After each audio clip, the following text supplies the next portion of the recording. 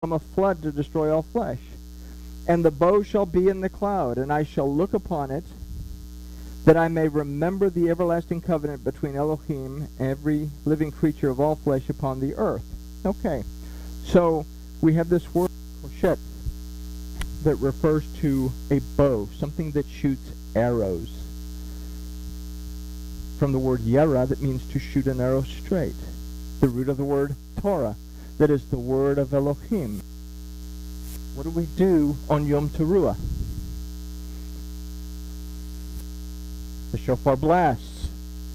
But it doesn't say the shofar blasts on Yom Teruah. It says you will assemble yourselves for a dedicated study of the Torah, so that you will know whether you are going to listen to Elohim or you're going to be dependent on someone else. What happens at the end of Yom Kippur? The end of Yom Kippur, at the end of the Jubilee, the Torah is blown. Okay? We did the Torah thing. We did not the Torah is blown, the shofar is blown. Okay. Same thing. The blessing for that is Shemoah Kol Shofar, to hear his voice in the shofar. What was blowing at Sinai? The shofar was blowing, giving the word of Elohim. But on Yom Kippur, as the shofar is blowing, we're closing the doors. The ark is staying inside. A reminder to us that we have to be aware of the Torah, that it's in the Anan. It is in the cloud. And when we read in Matthew 24 and in Thessalonians, we get all excited, oh, and there's going to be a shout and a blast of a shofar, and you'll see the Son of Man descending on the clouds. Okay? Well, Yahusha's the Word.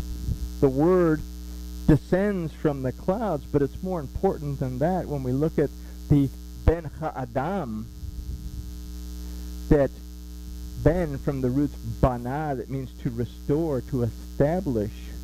What we're looking at is the restoration of the Adam is found within the voice of the shofar in the clouds. And that's what we have to be aware of in order to have restoration.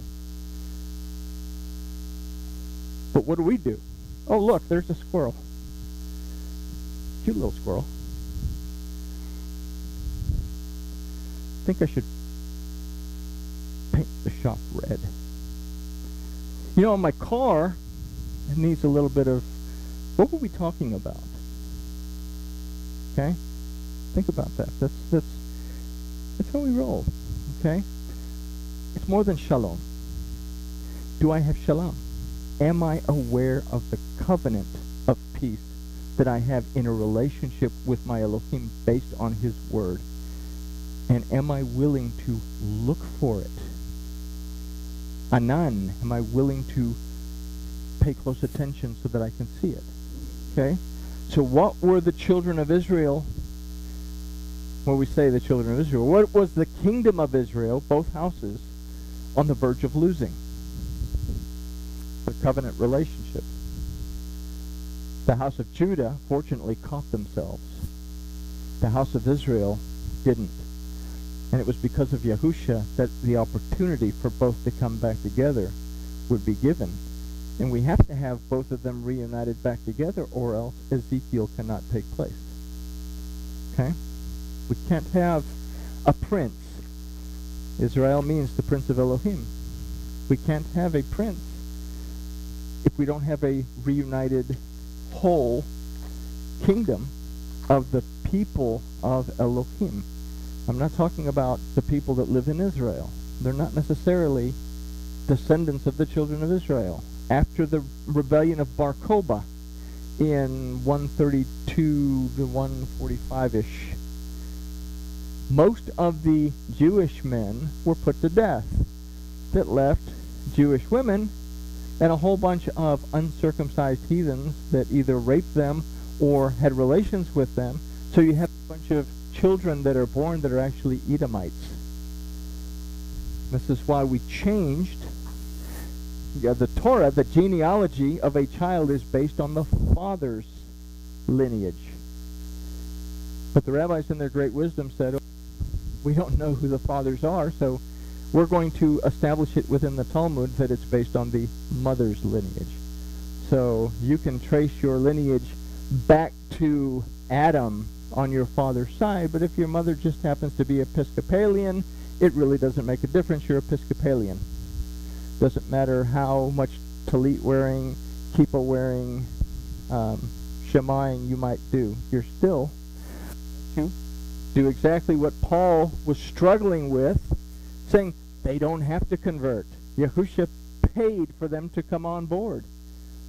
But still, that doesn't fly these days. If you want to join the Jewish social club, even though your father is a Jew all the way from Adam, if your mother's Episcopalian or Catholic or Hindu, you have to meet with the rabbi, study with him for several months. Then you have to go before a Beit Din, which is several people that ask you a bunch of questions. And if you answer the questions correctly, they give you the stamp of approval, they give you your paperwork, and congratulations, you can make Aliyah to Israel. It's kind of changed a little bit because they're accepting Reform Jews. They weren't accepting them for the longest time, but the only thing you have to do to become a Reform Jew is say, oh, no, I don't believe in Jesus. And poof, here's your paperwork. Congratulations, you're a member of the social club. But what we're looking at is that one would stray away completely. One would be wishy-washy going back and forth. Okay? So what we find interesting is that one of the roots of kosh is it means to entice or to lure away. In this word, we can consider that it's the covenant with Elohim based on his Torah that would be the subject of neglect. It would either be adhered to or it would be removed. So we know from history that the southern house, that's over there next to the southern house of Judah would do what they could to continue in the Torah, while the northern house of Israel would abandon it. Both would struggle in their relationship with Yahweh their Elohim while they were seeking to be out to the field and take me venison. They're both out there hunting. They're still, the most important thing is what they do, not necessarily the relationship that they have with their father. Okay? Seeking to find carnal prosperity to increase their kingdoms. You know, we see this in Brit Hadashah. Here it is, Yahusha resurrects Lazarus. Okay? And he'd given a parable in Luke and said, even if I send Lazarus back, your brothers aren't going to listen to him. So he can't cross over. He's been dead too long. So we go to this event of Yahusha resurrecting Lazarus. He resurrects Lazarus on the fourth day. Can't do that. The spirit's already left. And what happens?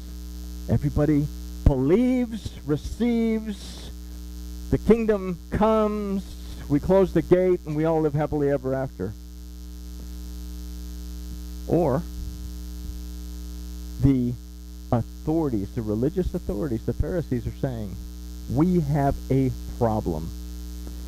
Because if this gets out, we're going to have a problem with Rome, but it's going to affect our position. It's going to affect our greatness. It's going to affect our authority. They weren't worried about Rome. Rome could care less as long as they paid taxes. They didn't want to lose their authority. So we have this. They were too busy taking venison to really care about the relationship that they had. And if they had, they would have seen Lazarus and done exactly what the rich man had wanted Lazarus to accomplish, go back to his brothers and convert them, but they didn't get converted. So, all right, so they would form alliances with people that they should not ever have become involved with. So we can ask for ourselves, what alliances do I make for self-preservation that maybe I shouldn't make? You know, we all do that. So verse 4. And make me a flavorful food, such as I love, and bring it to me, that I may eat, that my soul may bless you before I die. Okay? He's telling this to Esau. Esau's going to go hunt. Jacob's going to take the easiest route to get back with the father so that he can get the blessing. Esau's going to be totally out of the picture. He's out in the field looking for other stuff. So very basically, we consider these alliances would be made to please the palate. In the case of both houses, some of the alliances and agreements made with the surrounding people would be for prosperity, while others would be made for protection.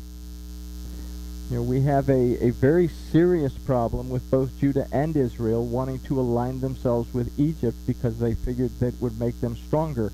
Didn't work for either one because Egypt backed out of the deal at the last second, and they were eventually both taken into captivity. Okay, so they're making agreements with surrounding people for the, with this assumption that it'll prosper them. Others would be made for protection. So we considered this earlier in the word zaken, that means to show one's age. Again, the Paleo-Hebrew. Our lives are divided between a desire to continue to prosper and grow, and a continuing to find nourishment and protection. I want to have a good relationship with my Elohim. I want to be more Torah active. I want to do the Shema, and I want to read on a regular basis. What should I have for lunch?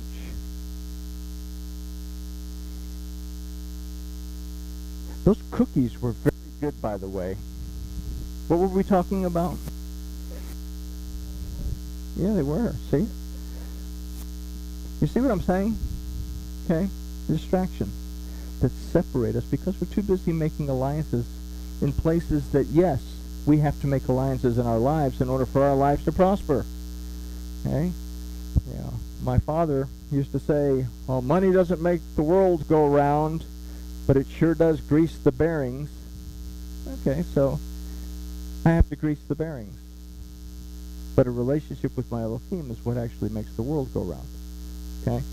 So what we've considered thus far lays the foundation for us to see what happens in the balance of this event. Jacob, to supplant, is enticed. The meaning of the name Rebekah is to deceive. Isaac, meaning mock. We consider is that the relationship with Yahuwah Elohim would be taken lightly by both houses, and as a result would come to be that the covenant between Israel and Yahuwah their Elohim would be supplanted by other systems of belief, to where even now, ve'ata, this perpetual motion, we're struggling to retrieve the testimony of the Shema. So we continue to find our way by seeking to the answers to the first three questions of the Torah. Very first three questions in the Torah. Where are you? Who told you? Where am I getting my information? What have you done? What am I prepared to do to improve my relationship with my Elohim, because I know where I'm at? So we'll discuss through 28:10 Tuesday. There's a lot more stuff, but if we understand this, we're going to have a basic foundation of what this is telling us concerning Toledot, the generations. Because we all go through Toledot, we all go through periods of life. And I guess with that, we can just simply say grooviness has been achieved.